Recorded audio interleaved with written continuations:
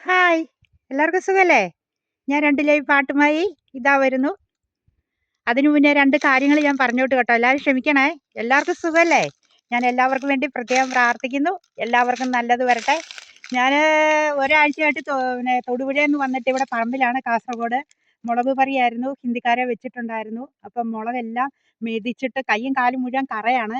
ഞാൻ തന്നെയാണ് ചെയ്യുന്നെ. എല്ലാം വെയിലത്തിട്ടിട്ടുണ്ട്. ഞാൻ പിന്നീടത് കാണിച്ചു തരാം. വെയിലത്ത് നിരത്തി വിരിച്ചിട്ടുണ്ട് ഉണങ്ങാൻ വേണ്ടിയിട്ട്. അപ്പം 11 മണിയാവും ഇവിടെ വെയില് വരണെങ്കില്. ഇതുകൊണ്ട് ഇവിടുത്തെ അന്തരീക്ഷം കണ്ടോ, വലിയ വെയിലില്ലേ.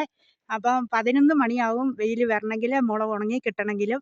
അപ്പം ഞാൻ അപ്പോൾ ഒരു പാട്ട് ചെയ്തേക്കാമെന്ന് വെച്ചു. എനിക്ക് സമയമില്ലായിരുന്നു ഈ 2-3 ആഴ്ചയായിട്ട്. അപ്പം നിങ്ങൾ എന്നെ ക്ഷമിക്കുക. ഞാൻ ഈ പാട്ടുമായിട്ട് വരുമ്പോൾ എല്ലാവരും പൊറുക്കുക. തെറ്റും കുറ്റമൊക്കെ ഉണ്ടാവും. പിന്നെ ചുമ്മാതിരിക്കുകയല്ലേ ഇപ്പം. ചുമ്മാ അല്ല കേട്ടോ, എനിക്ക് കാട് വെട്ടാനുണ്ട്. അപ്പം അതിനിടയിൽ ഞാനൊരു പാട്ട് വിടാമെന്ന് വെച്ചു. അപ്പം ഇങ്ങനെ ഓരോരോ ഓർമ്മകൾ നമുക്ക് വരുമല്ലോ. അപ്പം പ്രണയം എന്താണ്?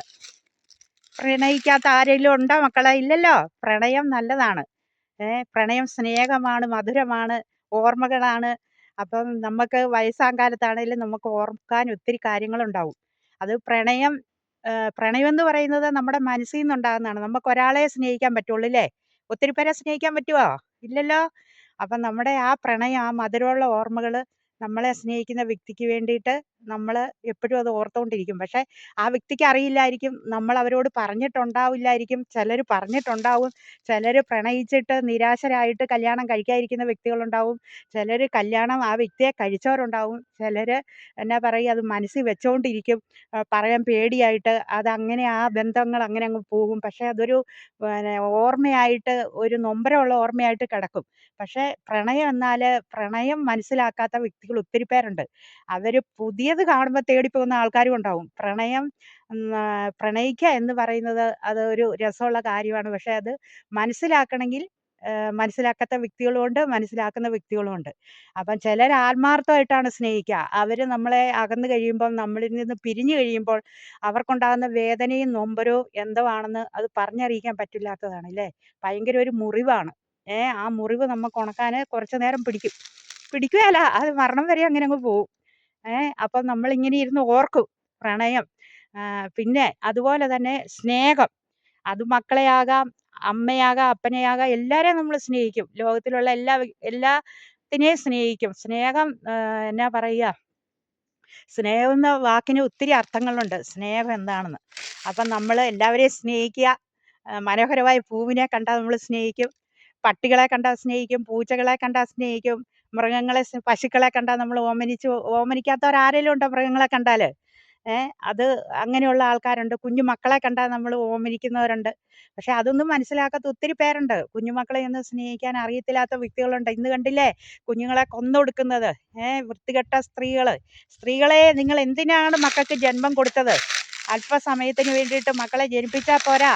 നമുക്ക് കടമകളുണ്ട്. നേർവഴിക്ക് മക്കളെ നയിക്കണം. നേർവഴിക്ക് പറഞ്ഞു കൊടുക്കണം. അവര് ചിലപ്പോൾ നമ്മളോട് ദേഷ്യപ്പെടും. നമ്മളെ അവർക്ക് കാണത്തില്ലാതെ വരും. പക്ഷെ അത് അവർക്ക് നല്ലതിനാന്ന് പിന്നീട് മനസ്സിലാകും. ഒരമ്മയെന്ന് പറയുന്ന ബന്ധം അത് പുക്കിൾക്കൊടി ബന്ധമാണ്. അത് പിരിക്കാൻ പറ്റില്ല. ഈ ലോകത്തിൽ ആർക്കും ഒരു ശക്തിക്കും പിരിക്കാൻ പറ്റില്ല. ചിലരുണ്ട് വിവാഹം കഴിഞ്ഞ് വന്നു കഴിഞ്ഞാല് പിന്നെ സ്നേഹിക്കരുത്, അമ്മയെ സ്നേഹിക്കരുത്, അതെനിക്ക് സഹിക്കില്ല എന്ന് പറയുന്ന വ്യക്തികളുണ്ട്. അമ്മ എന്നാൽ എന്താണ്? ആ പറ്റ തള്ള മക്കളെ ചുമന്ന് പ്രസവിച്ച് പാലൂട്ടി വളർത്തി ആ തള്ളയുടെ കഴുത്തറക്കുക. ഇതൊക്കെ എന്ത് ലോകം! ഭയങ്കരമാണ്. ഈ കഴിഞ്ഞ ദിവസത്തെ ആ സംഭവങ്ങള്. ഓരോ വ്യക്തികളും കൊണ്ട് മയക്കുമരുന്നുകൾ മക്കൾക്ക് കൊടുക്കും. മക്കള് ചിലപ്പോൾ അറിയാതെ അതിലേക്ക് അടിമയാകുന്നതാണ്. നമ്മൾ ഓർക്കും മക്കൾ അതിന് അടിമയാകുന്നതെന്നല്ല. മക്കൾക്ക് മയക്കുമരുന്ന് കൊടുക്കുന്ന ഒത്തിരി വ്യക്തികളുണ്ട്. ചിലപ്പോൾ മുട്ടായി കൂടെ ആകാം. ഈ സ്കൂളിൽ പോകുന്ന മക്കളെയൊക്കെ ആരും നോക്കൂല. ഇവര് ഒരു 7 ഗ്യാങ് ഉണ്ടാവും. അത് അങ്ങോട്ടും ഇങ്ങോട്ടും കൈമാറും. അവസാനം ആ കുഞ്ഞുങ്ങൾക്ക് അത് കിട്ടിയില്ലെങ്കിൽ പിന്നെ അതുങ്ങൾ എന്താ കാട്ടിക്കൂട്ടുന്നതെന്ന് ആർക്കും പറയാൻ പറ്റില്ല. അത് മനസ്സിലാക്കൂ ലോകമേ. അങ്ങനെ കാണുന്ന മക്കളെ ശാസിക്കൂ. എത്ര പേരുടെ കാങ്ങിലാണേലും അടിക്കുക മക്കൾക്കിട്ട്. അത് കുറച്ച് കാര്യങ്ങളുണ്ട്. മക്കളെ ഇപ്പൊ അടിക്കാൻ പറ്റില്ലെന്നുള്ള നിയമമുണ്ട്.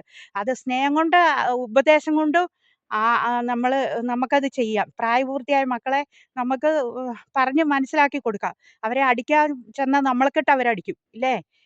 അടക്കയാണെ നമുക്ക് മടി വെക്കാം. കമുകാണെ നമുക്ക് ചുമക്കാൻ പറ്റില്ല ഇല്ലേ. നമ്മുടെ വയറ്റിൽ കിടക്കുമ്പോൾ നമ്മൾ താലോലിച്ച് 9 മാസം മിച്ചം ചുമന്ന് മക്കളെ നൊന്ത് പ്രസവിക്കുന്ന ഒരമ്മ. ആ അമ്മയെന്ന് പറഞ്ഞാൽ ഭയങ്കരമാണ്. അവര് ഭർത്താക്കന്മാരെ പോലും അത്രയും സ്നേഹിക്കില്ല. കുഞ്ഞുങ്ങളെ സ്നേഹിക്കും. ഒരു കുഞ്ഞുങ്ങൾക്ക് എന്താ പറയുക, ആ കുഞ്ഞുങ്ങളുടെ ഓമന മുഖം. ആ കുഞ്ഞുങ്ങളെ വളർത്തി വലുതാക്കും. ചിലർ കുഞ്ഞുങ്ങളെ അടിച്ചു കൊല്ലുന്ന തള്ളമാര്. പിന്നെ കുറച്ച് നേരത്തേക്ക് എന്നാ പറയുക, കുറച്ച് ഭ്രാന്തമായ ആവേശത്തിന് കുഞ്ഞുങ്ങളെ വേണ്ട, കുഞ്ഞുങ്ങളെ ഉപേക്ഷിക്കുന്നവര്, കുഞ്ഞുങ്ങളെ വേണ്ടാതെ അടിച്ചു കൊല്ലുന്നവര്. നമുക്കൊരു കടമയുണ്ട്. നമ്മളെ കുഞ്ഞുങ്ങളെ വളർത്തി വലുതാക്കി അവരെ പഠിപ്പിച്ച് നല്ല നിലയിൽ എത്തിക്കുക. അവർക്ക് വേണ്ട വിദ്യാഭ്യാസം കൊടുക്കുക. നമ്മൾ തിന്നാലും കുടിച്ചില്ലേലും മറ്റുള്ളവരറിയില്ല. കുഞ്ഞുങ്ങൾക്ക് വിദ്യാഭ്യാസം കൊടുക്കണം. ചിലരൊക്കെ ഉണ്ട് 5ഉം 6ഉം വയസ്സാകുമ്പോഴത്തേക്കും പിള്ളേരെ ഓരോ തൊഴിലിന് കടല വിൽക്കാനും മറ്റേതിനും ചായക്കടയിലും അതിനും ഇതിനും പറഞ്ഞു വിടും. അതല്ല, ഒരമ്മ ഒരപ്പൻ എന്ന് പറഞ്ഞാൽ കടമകളുണ്ട്. ആ മക്കൾക്ക് വിദ്യാഭ്യാസം കൊടുക്കുക. അവരെ എത്ര പഠിപ്പിക്കുക അത്രയും പഠിപ്പിക്കുക. അവർ നോക്കുകയില്ലെന്നുള്ളത് നമ്മുടെ കടമയല്ല. നമ്മുടെ കടമകൾ നമ്മൾ പൂർത്തീകരിക്കുക.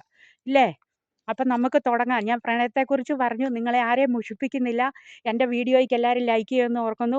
അപ്പോൾ മക്കളെ, നിങ്ങൾ അമ്മമാരെ സ്നേഹിക്കുക, അച്ഛന്മാരെ സ്നേഹിക്കുക. നിങ്ങൾ മയക്കുമരുന്നിന് അടിമയാകരുതേ മക്കളെ. അല്പസമയത്തേ ഉള്ളൂ. പിന്നെ അത് കഴിയുമ്പോഴത്തേക്കും നമുക്ക് എന്താ സംഭവിക്കുക എന്ന് പറയാൻ പറ്റില്ല. പിന്നെ നമ്മളെ പിടിച്ചാൽ കിട്ടില്ല മക്കളെ. നിങ്ങളുടെ ഭാവി പോവും. അത് നമുക്ക് കാണാൻ പറ്റില്ല. എനിക്ക് 3 കുട്ടികളുണ്ട്. സഹിക്കാൻ പറ്റില്ല മക്കളെ. ഒരമ്മമാർക്കും സഹിക്കാൻ പറ്റില്ല. ആ അമ്മമാരെ നിങ്ങൾ കുടിച്ച് ആറാടി മയക്കുമരുന്നിനും അടിമയായി കഴിയുമ്പോഴത്തേക്കും ആ തള്ളമാരുടെ വിഷമം, അവരുടെ ചങ്ക് കിടന്ന് ഇടിക്കുകയാണ്. വീട്ടിൽ മക്കളെ എത്തിയില്ലെങ്കിലപ്പോഴത്തേക്കും ഓരോ തള്ളമാർക്കും ആദിയാണ്. വീട്ടിൽ നിന്ന് ഈ മക്കൾ പോയി കഴിയുമ്പോൾ ഏതവസ്ഥയിലാണ് വരുന്നത് എന്താന്ന്. പക്ഷെ അത് ചോദിക്കുമ്പോൾ അവർക്ക് മനസ്സിലാവില്ല. അത് മനസ്സിലാക്കും മക്കളെ. കാല് പിടിച്ച് പറയുക, മനസ്സിലാക്കും. നിങ്ങളുടെ അമ്മയെ സ്നേഹിക്കുക. മയക്കുമരുന്നിന് അടിമയായി കഴിഞ്ഞാൽ അമ്മ ആരാന്നറിയില്ല. നിങ്ങൾ അവരെ വെട്ടിക്കൊല്ലുന്നു, ഞുറുക്കുന്നു. എന്തൊക്കെയാണ് നിങ്ങൾ ചെയ്തു കൂട്ടുന്നത്? അതാരാന്ന് അറിയത്തില്ല. അതാണ് നിങ്ങൾ കാട്ടിക്കൂട്ടുന്നത്. ഈ മക്കളെ വഴിപഴപ്പിക്കുന്ന വ്യക്തികളെ, അവന്മാരെ ഒറ്റ ഒരെണ്ണത്തിനെയും വെക്കാതെ എല്ലാത്തിനെയും ശരിയാക്കി കൊടുക്കുക.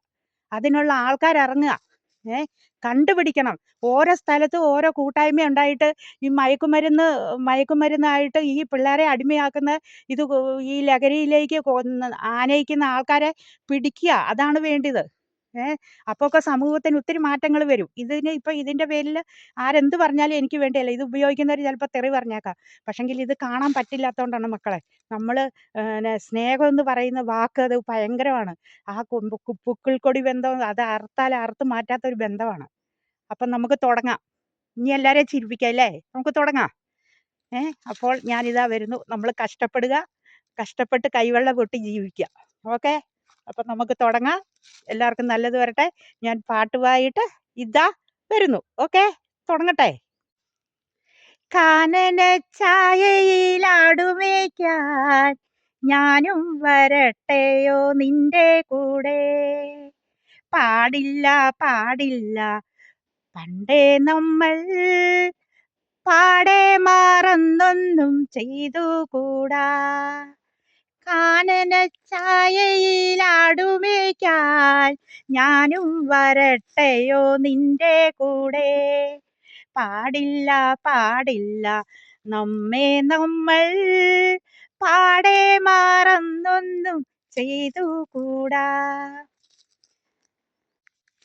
വൃന്ദാവനത്തിലെ കാഴ്ച കാണാൻ